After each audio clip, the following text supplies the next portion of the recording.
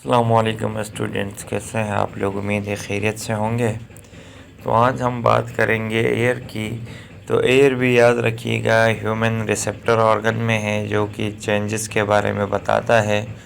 तो जितने भी स्टिमुलस जो साउंड से रिलेटेड है उनको यानी रिसीव करने वाला ऑर्गन क्या है, एयर है या खाने।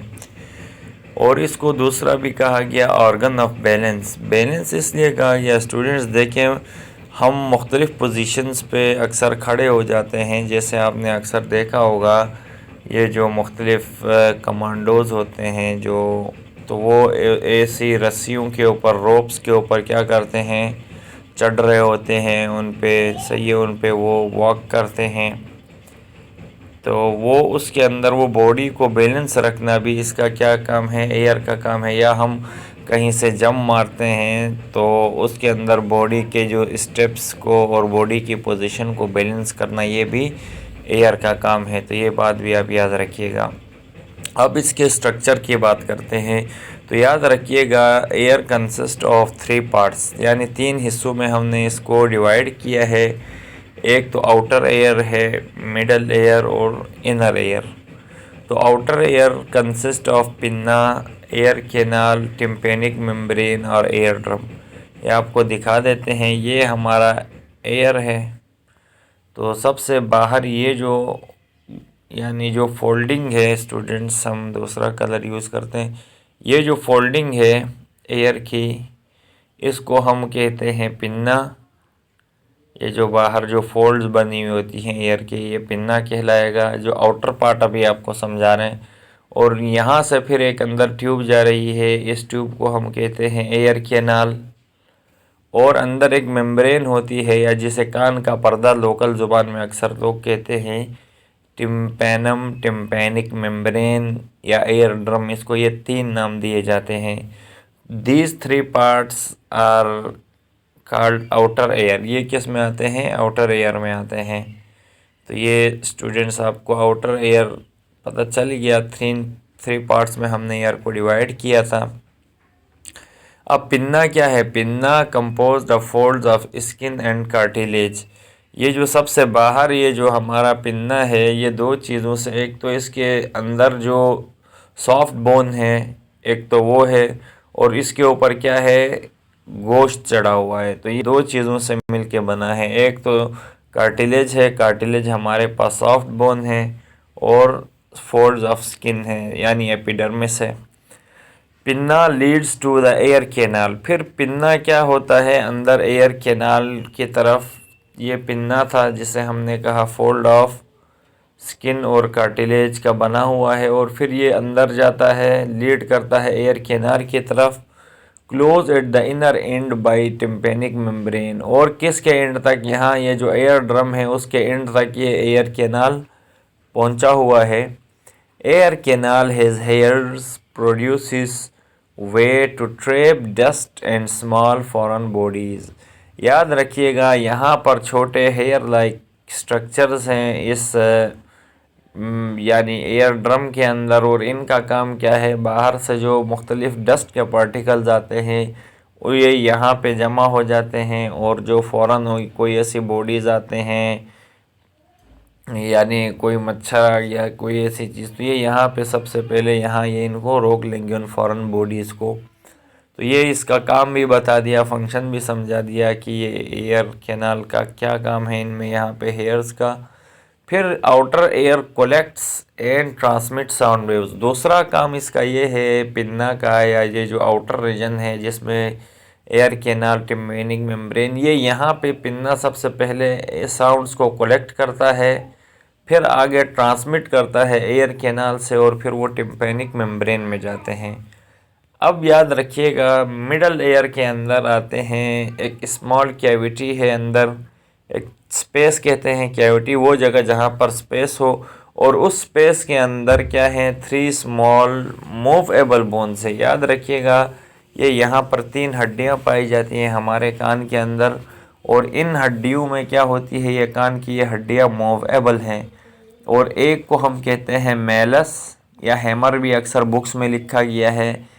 इनकस है, एनविल भी पढ़ सकते हैं आप, और steps.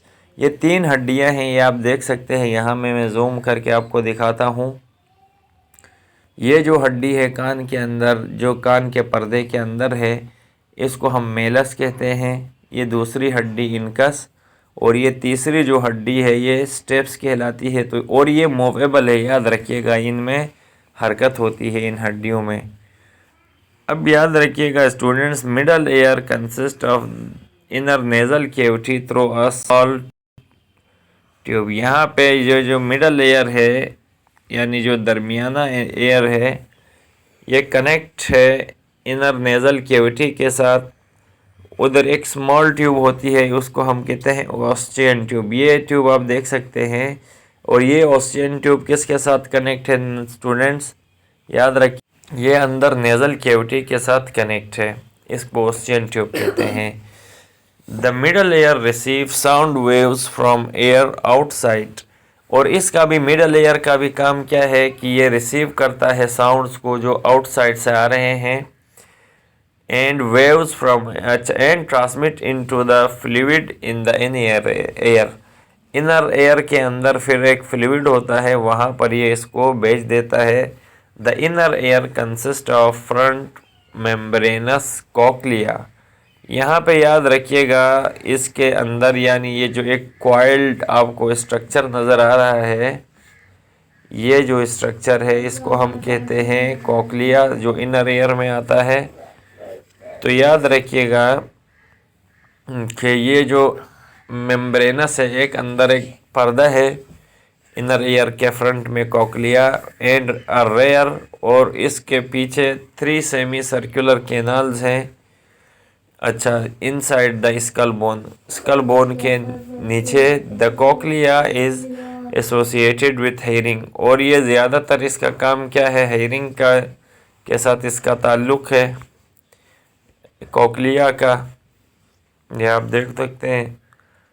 While semi circular canal associated with balance. पहले हमने स्टूडेंट्स एक पॉइंट स्टार्ट में बताया था कि एयर जो है ऑर्गन ऑफ हेयरिंग भी है, बैलेंस भी है। बॉडी की पोजीशन को यानी मुख्तलिफ डिफ़िकल्ट सिचुएशन में कैसे बैलेंस रखना है, उसको यही जो सेमी सर्कुलर कैनाल्स हैं ये इसको कंट्रोल करते हैं। Both cochlea and semicircular canals are fluid filled. और इनके अंदर फ्लूइड भी भरा हुआ है, यानी वाटर है, एक्वस मीडियम है, and contain sensory hair cells. और यहाँ पे ऐसे सेल्स हैं जो सेंसरी हेयर सेल्स हैं, इनके साथ नर्व सेल अटैच हैं, जिसकी वजह से ये ट्रांसफॉर्म करते हैं साउंड वेव्स को, और वो नर्व इम्पल्स की फॉर्म में। फिर वो स्टेन ट्यूब ब्रेन के साथ कनेक्टेड है यहाँ पे ये, और ये ब्रेन के साथ कनेक्टेड है, तो ब्रेन फिर उस साउंड्स के बारे में हमें बताता है। अब याद रखिएगा, ये जो हमने बैलेंस की बात की थी कि बॉडी की पोजीशन को बैलेंस करना, ये सेमी सर्कुलर्स का काम है, सेमी सर्कुलर कैनाल का। ये ग्रेविटी से सेंसिटिव होती है, position and moments of the head, और हमारी हेड की मोमेंट्स कैसे हो रही हैं ये इसको सेमी सर्कुलर कैनाल कंट्रोल करती है। और जितने भी इसमें चेंजेस आते हैं बॉडी पोजीशन में, हेड में, उसको ये पहले डिटेक्ट करेगी, फिर नर्व फाइबर्स के थ्रू ये ब्रेन को रिपोर्ट करती हैं। और ये 3 सेमी सर्कुलर कैनाल्स इंटरकनेक्टेड हैं और एक दूसरे के राइट एंगल में, ये यानी इनका एंगल देखें तो राइट एंगल है, यानी 90 डिग्री का ये एंगल बना रही होती हैं। They are connected to a swollen part. और ये यहाँ पे याद रखिएगा एक स्वोलन पार्ट है, जैसे हम कहते हैं वेस्टिबल, उसके साथ कनेक्टेड हैं। ये यहाँ पे देखें, ये जो दरमियान में ये जो एक स्वोलन पार्ट है, इसी को हम क्या कहते हैं?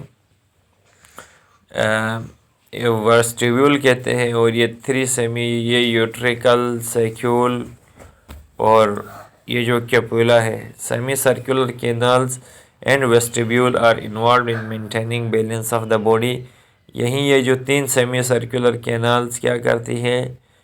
बैलेंस, बॉडी के बैलेंस को यानी मेंटेन करती हैं, बरकरार रखती हैं, of a body in relation to gravity. क्योंकि अक्सर चीज़ें नीचे, स्टूडेंट्स याद रखिएगा, नीचे अगर इस ऑब्जेक्ट को मैंने ऐसे कड़ा रखा, इस पर थोड़ी सी भी फोर्स पड़ने पे ये ग्रेविटी अपनी तरफ इसको अट्रैक्ट करती है, वो नीचे गिर जाती है। तो ग्रेविटी की वजह से जो चीज़ें अपनी पोजीशन चेंज कर जाती हैं उसको संभालना किसका काम है? इन्हीं 3 कैनाल्स का काम है। एक को इंटीरियर कैनाल कहते हैं, सेंट्रल कैनाल और पोस्टीरियर कैनाल।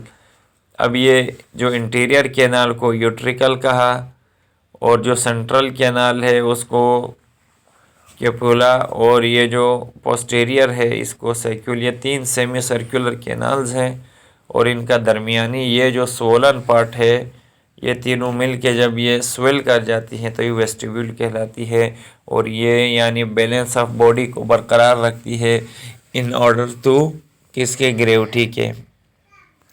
अब याद रखिएगा लाइट और साउंड के बारे में आज मैं आपसे एक सवाल करता हूँ स्टूडेंट्स कि आवाज़ तेज़ी से ट्रेवल करती है या लाइट तेज़ी से ट्रेवल करती है? तो हमेशा याद रखिएगा लाइट की स्पीड आवाज़ की स्पीड से ज़्यादा होती है। इसकी मिसाल जैसे आपने देखा होगा जब आंधी चलती है या बारिश होने से पहले जब ये बिजली कड़कती है तो ये देख सकते हैं जब बिजली कड़कती है तो क्या होता है स्टूडेंट्स कि पहले लाइट नज़र आती है, साउंड बाद में सुनाई देता है। तो याद रखिएगा in thunder storm lightning in its acoustic effect on ground appear, यानी ये हमें आंधी के टाइम साउंड्स भी सुनाई देते हैं और लाइटनिंग भी होती है। In the ground appear with interval ये होता है since light is much faster than sound, यानी लाइट साउंड की निस्बत तेज़ी से सफ़र करती है। क्यों? क्योंकि लाइट हमें पहले नज़र आती है कभी भी और साउंड बाद में सुनाई देता है। तो स्टूडेंट्स आज ये आपका टॉपिक यहाँ पे कंप्लीट हुआ चाहता है तो जिसमें आज हमने आपको स्टूडेंट्स पहले एयर के बारे में बताया कि एयर क्या चीज़ है और एयर के बाद हमने आपको यह समझाया कि यानी इसके स्ट्रक्चर बताए जिससे इसके हमने कहा 3 स्ट्रक्चर में 3 पार्ट्स थे, आउटर एयर, मिडल एयर और इनर एयर। फिर सबसे आउटर में हमने कहा कौन कौन शामिल है, याद रखिएगा पहले पोजीशन बताई कि आउटर एयर में पिन्ना है, ये देखें पिन्ना है, और फिर एयर कैनाल है, टिम्पेनिक मेम्ब्रेन है, और फिर मिडल एयर के अंदर हमने कहा कि इसके अंदर 3 मूवेबल हड्डियां हैं, मेलस, इनकस, स्टेप्स, और फिर हमने कहा था कि यहाँ पे ऑस्टियन ट्यूब होती है जो नेज़ल कैविटी के साथ अटैच है, और फिर यहाँ हमने 3 सेमी सर्कुलर कैनाल्स की भी बात की जो यानी क्या करती है बैलेंस ऑफ बॉडी को मेंटेन करती है, उनके नाम भी बताए, पोजीशन भी। तो उम्मीद है आपको आज का ये टॉपिक समझ आ गया होगा। तो हमारे चैनल को सब्सक्राइब कर बेल आइकन को ना भूल